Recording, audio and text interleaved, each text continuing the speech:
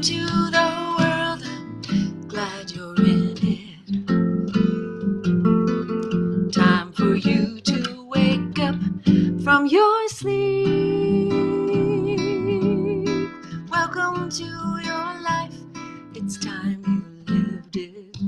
Hey, Lisa. There is so much more of you to be. Not sure at all about the light, Modem or Lisa, because now the sun is blowing down through the skylight. But here we are. Let's see, now it's like right on me. So you'll just have to think maybe it's like heaven. There we go. Let's try this one. Welcome to the world. I'm glad you're in it. Time for you to wake up from your sleep. Welcome to your life. It's time you lived it. Thanks for the share. There is so much more of you to be.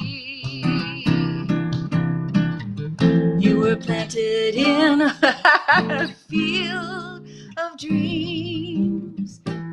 Now you're hidden there beneath the ice and snow. But nothing is as desperate as it seems. My love is calling you to life, to thrive and grow. Welcome to your place, no one can fill it. I have saved a spot that's just for you. Welcome to my heart, yes, you've been in it. There is so much more. There is so much more. There is so much more of me for you. There is so much more. There is so much more. There is so much more of me for you.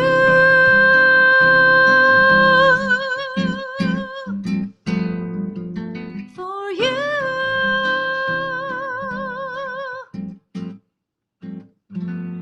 For you. Hey, Modem 9, I'm glad you like the vibe. And the big stainless steel refrigerator. Not the thing I wanted to show you today, but I'm back after a big break in doing Uncle Larry daily live streams on the topic of fear-free living. And so much of my story involves music and stage fright because I was absolutely paralyzed by stage fright. And I couldn't even play for one other person in a room. And then there was a day when I heard a voice that said, Julie, it's your time. And I knew exactly what it meant. I knew that he was saying to me, it was time for me to deal with what terrified me the most, the single most life-limiting issue that was paralyzing the growth of my whole being in so many areas, but I thought I had limited it down to this nice little slice that I could live without. And so my whole story of overcoming paralyzing stage fright turned into a radio show that is on NPR stations across the country. We're now going into season 11 of that show. Thank you for the shares. It turned into albums. It turned into concerts. It turned into books. It turned into then mentoring on fear-free living. Because once I learned the secret to defeating fear and panic and anxiety, I couldn't keep it to myself. So I began a series in, I don't know, just before the pandemic, early 2019, daily streaming on Living Fear Free. But I also incorporated in Dream Farm radio concerts and live events that we were doing right here. So it was this kind of mixture of music and incredible performers from all over the world, awesome synergy jazz. And then I started to tell my story. And that's when it got interesting, because I found out that there are a lot of other people that want to know that it's possible to live fear-free. So I did 2.5 years, 5 days a week of teaching on fear-free living. And the fact that fear-free living is a life skill, right? And so I'm not sure why I'm not up on Facebook, because let's look up here. It's supposed to be streaming to Facebook. Yeah, it says there that it is sending data. We can always hope, because I'd love to get my turn here off. I love you, but call me later, right? So I stopped streaming the middle of the spring because it was just time for a rest. And just the last few days, I've kind of gotten the memo that I'm coming back, but I'm going to do something a little different. I'm going to be here with you daily at 12:30 Eastern time for only about 15 minutes, because I want to give you the nuggets to help you understand fear-free living that are going to make you do some work, that are going to make you do some digging. I'm not just going to give it all to you for free anymore, meaning you're just going to sit there and be passive and just take it in and have me kind of pat you on the hand and walk you through your anxiety and fear. I'm going to show up every day and give you a few nuggets to lead you forward in your own journey to fear-free living. Okay? So number one, is it possible to live fear-free? Is that really possible? Or is that just some people get to be fear-free and some people don't? Is it just a roll of the dice? Is it just whether you happen to be in a particularly traumatizing situation growing up? You got you drew the bad cards in life. You got the crappy family. You got the abusive past. You got the weird wiring. You got the strange chemical imbalance in your body.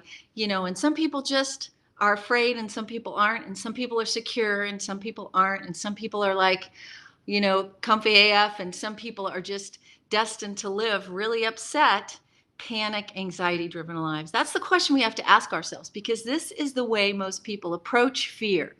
They approach it as something that has to be managed and coped with. And do you want to know the number one way people cope with fear? Hello, Miguel. The number one way people cope with fear is to medicate.